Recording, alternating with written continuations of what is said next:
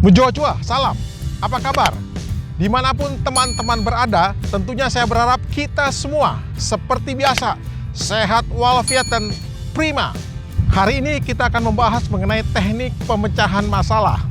Langkah pertama untuk memecahkan masalah adalah kita harus mengenali masalah. Nah, untuk mengenali masalah, sudah ada DGA Vlog sebelumnya yang membahas tentang hal ini. Tentunya saya mendorong untuk teman-teman menontonnya. Kemudian, kita harus mampu mendefinisikan masalah tersebut. Siapa yang terkena dampak masalah ini? Apakah yang terkena dampak masalah ini? Bagaimana kesenjangan yang terjadi antara hasil dari akibat masalah ini dengan standar yang sudah ada? Mengenai standar juga, sudah ada DGA Vlog yang membahas mengenai hal ini. Silakan teman-teman juga menontonnya, supaya mendapatkan gambaran yang utuh. Kemudian yang kedua adalah menentukan skala prioritas pemecahan masalah. Kan masalah itu banyak, jadi kita harus tentukan prioritasnya. Mana yang terlebih dahulu diselesaikan dan mana yang kemudian. Ukuran yang bisa kita pakai adalah dari sisi kepentingan, kemudian dari sisi urgensi, mendesak atau tidak, dan yang terakhir dari segi potensinya. Apakah kalau tidak ditangani terlebih dahulu, situasi atau kondisi akan semakin memburuk.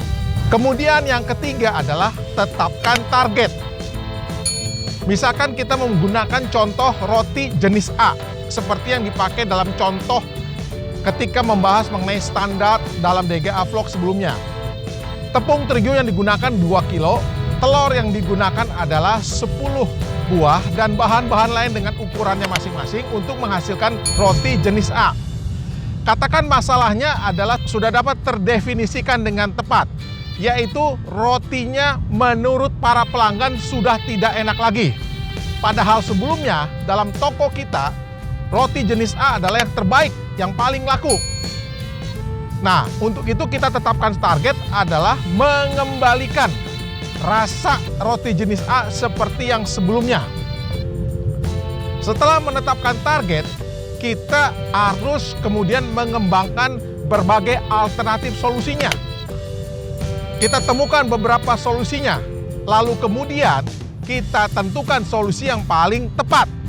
Setelah solusi yang paling tepat ditemukan, maka solusi tersebut diaplikasikan. Nah, ketika diaplikasikan tentunya harus memiliki dukungan dari semua pihak yang terlibat. Tidak hanya itu saja, harus kerjasama tim. Kemudian ditelusuri juga hasilnya, kemajuannya dari penerapan aplikasi solusi yang terbaru ini. Kemudian dibuat catatan dan laporannya untuk melihat apakah menjadi lebih baik atau tidak.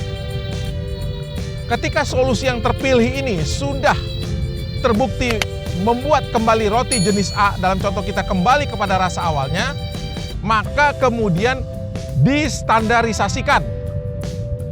Pastikan solusi yang terpilih ini menjadi standar supaya diterapkan untuk kemudian, untuk hari-hari berikutnya sehingga konsisten. Dan rasanya pun kembali kepada rasa yang semula. Demikian pembahasan mengenai teknik pemecahan masalah yang sudah disampaikan. Teman-teman jangan lupa juga untuk menonton DGA Vlog yang sudah ada sebelumnya. Juga like, share, komen, dan subscribe, serta klik lonceng notifikasinya supaya senantiasa memperoleh informasi terkini dari Desmond Ginting Academy. Sampai bertemu dalam DGA Vlog berikutnya. Terima kasih.